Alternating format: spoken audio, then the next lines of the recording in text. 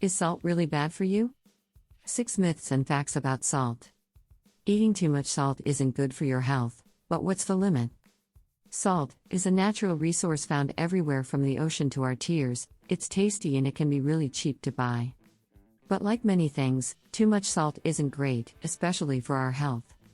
Because it's linked to Australia's biggest killer, cardiovascular disease, salt is talked about a lot in health messaging and the media. But some messages about salt need to be taken with a grain of salt. We've busted some salt myths to make it easier for you to stay healthy. Myth 1: all salt is out to kill you and you shouldn't eat any of it. Eating too much salt can contribute to high blood pressure, which is linked to conditions like heart failure and heart attack, kidney problems, fluid retention, stroke, and osteoporosis. You might think this should mean you need to cut out salt completely, but salt is actually an important nutrient for the human body. Your body uses salt to balance fluids in the blood and maintain healthy blood pressure, and it is also essential for nerve and muscle function. It's impossible to live a life without any salt, you'll die. But this isn't a problem for most Australians. The average Australian is consuming double the recommended amount of salt. So, while a little salt in your diet is necessary, it's important to keep the amount in check.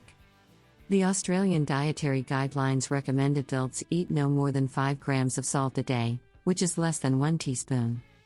Most of us are consuming about 9 grams a day.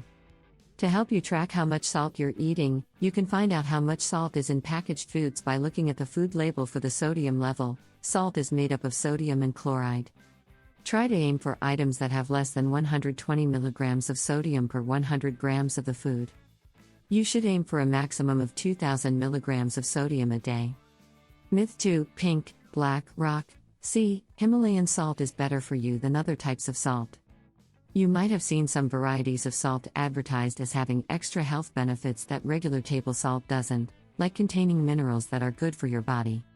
Consumer advocacy group Choice say that Australians should be wary of these kinds of health claims, as the minerals found in salts like Himalayan sea salt are often present only in very small amounts.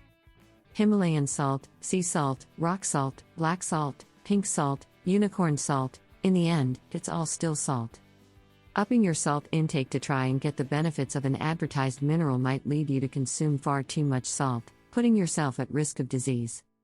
If you're looking for a great way to get healthy minerals and other nutrients in your diet, fruits and veggies are a great source of these.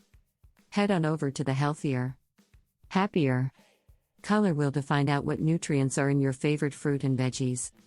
Myth 3: some people naturally crave more salt than others. Good news for those who think they're naturally a salt eater: the taste for salty foods is learned, rather than built in.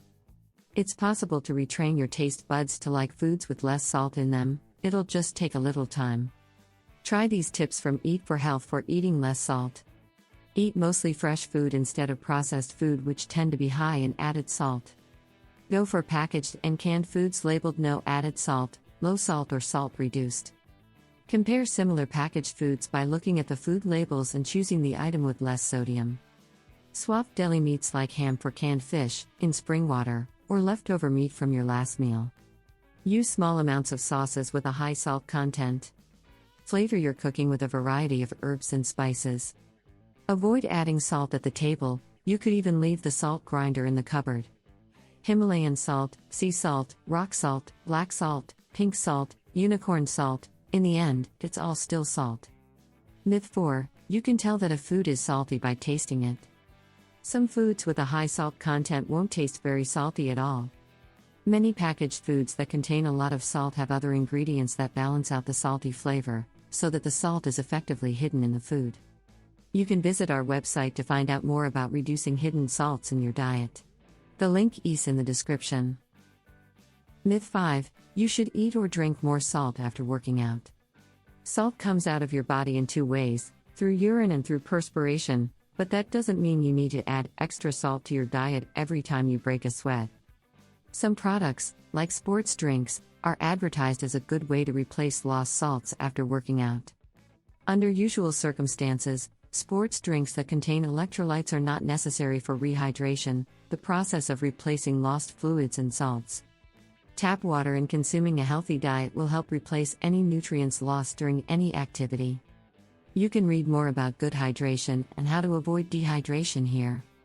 Sports drinks can be used to rehydrate if you have exercised continuously for 90 minutes or more. If you're thinking about starting a new and more strenuous exercise regime and wondering about how to rehydrate properly, it's a good idea to talk to your doctor about how this might affect your health and your dietary needs. Myth 6: if you had high blood pressure caused by too much salt, you'd be able to tell. More than 30% of Australian adults have high blood pressure, and according to the Heart Foundation, half of them don't even know it. Most people with high blood pressure don't display any symptoms, so it's important to get your blood pressure checked regularly. If you do have high blood pressure, reducing salt, along with getting regular physical activity, moderating alcohol intake, quitting smoking and reducing stress, might help manage it, reducing the risk of damage to your body.